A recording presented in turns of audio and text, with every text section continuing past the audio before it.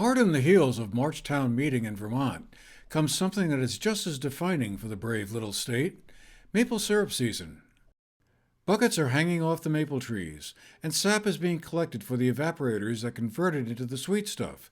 And up at Merck Forest and Farmland Center in Rupert, Maple Open House was underway on Saturday, March 25th. Statewide, that was the start of a two-weekend event known as Maple Weekend.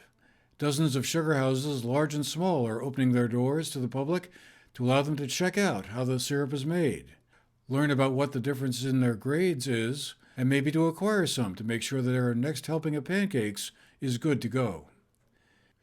Up at Merck Forest, about 3,000 taps begin the journey of the sap from their sugar bush to the sugar house. The sap starts with a sugar content that is only about 2% of its volume. The boiling of it then concentrates it up to 67%. Typically, it takes about 40 gallons of sap to make 1 gallon of syrup. Mike Stock, Merck's Resource Management Coordinator, was busy explaining how it all happens. There's 2,900 taps up there.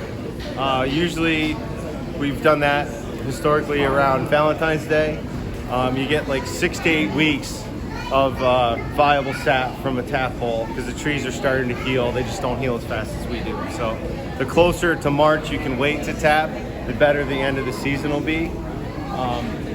The sap we got yesterday was a 2.3% sugar content. That's done with a sap hydrometer. That's down to the tenths. So 2.3%, you divide that by 87, and that tells you how many gallons of that sap it would take to make a gallon of syrup. So 2%, it's 43 to 1. That's why they usually say 40 to 1 is a rough average. So if you have sweeter sap, that's obviously better because your evaporator will make it faster.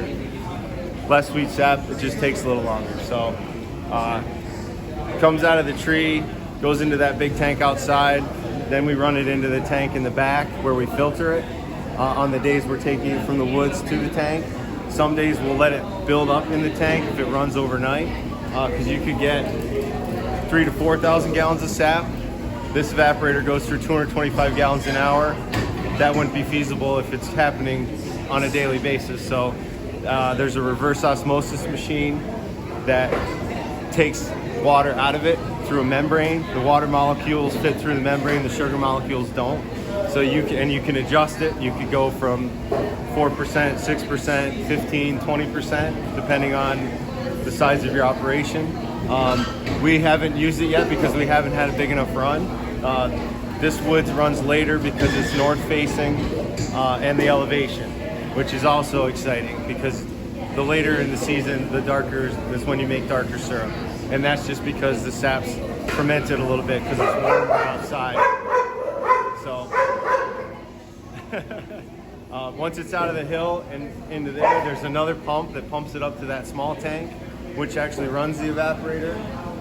It goes from there into this steam away pan, which is brilliant because it not only gets rid of water, so it makes it a little bit sweeter and there's less you have to boil, but it also preheats the sap before it goes into the back pan.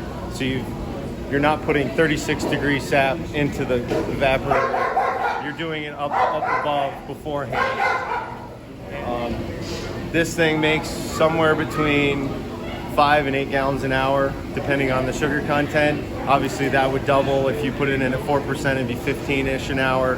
8%, it'd be closer to 30. So the RO saves you time and wood. So on the days when there's just too much, there's just some days there's just too much, and that's all right. Yeah. The syrup we've been making is really light still, which is good. That's because it's been so cold, and I think for us it might go till late April, which I'm hopeful for. And if we do get more snow, that's fine.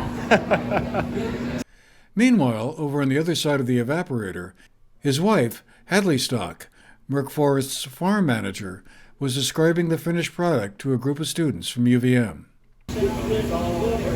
Look at that, one big sheet. So I am just testing the density of the sugar in the sap to make sure that we've got syrup. So it needs to be 66.9% sugar to water. So we're there. So we have syrup now. Oh my god, dude. There it is. Wow. So So this is called a hydrometer, and this red line, this top red line, is where syrup is. This will float to show us where our density is, and each one of these little marks is called a brick. It's measured in bricks, or if you're French Canadian, it's moles. So we're like 1 brick over syrup right now, which is fine, because we'll just mix it until it's the right density. And even 1 brick over is a number of difference. Yep. So if you think about it as like the sap and the syrup is like suspending the sugar molecules, and syrup is a perfect suspension of sugar and water.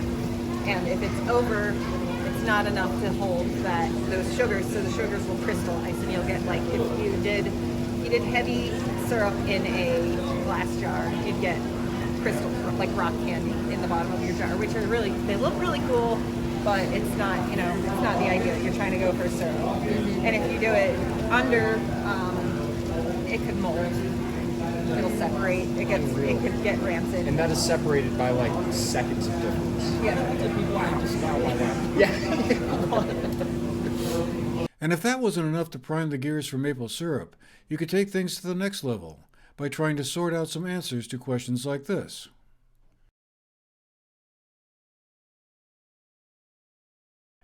Not sure? Here's a hint. Take a look at the configuration of the bark. The way to tell a red maple and a sugar maple apart is by the bark. The real difference is that the red maple has lighter and smoother bark than the sugar maple. Also, the red maple has a bitter sap as compared to the sugar maple.